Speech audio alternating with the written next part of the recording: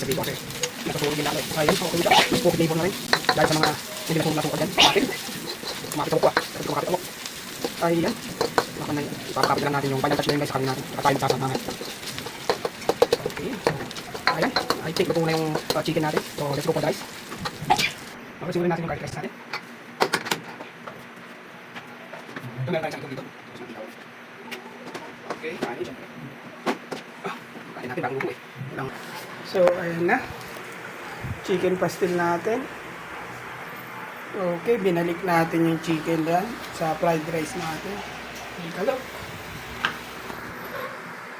Chicken pastil.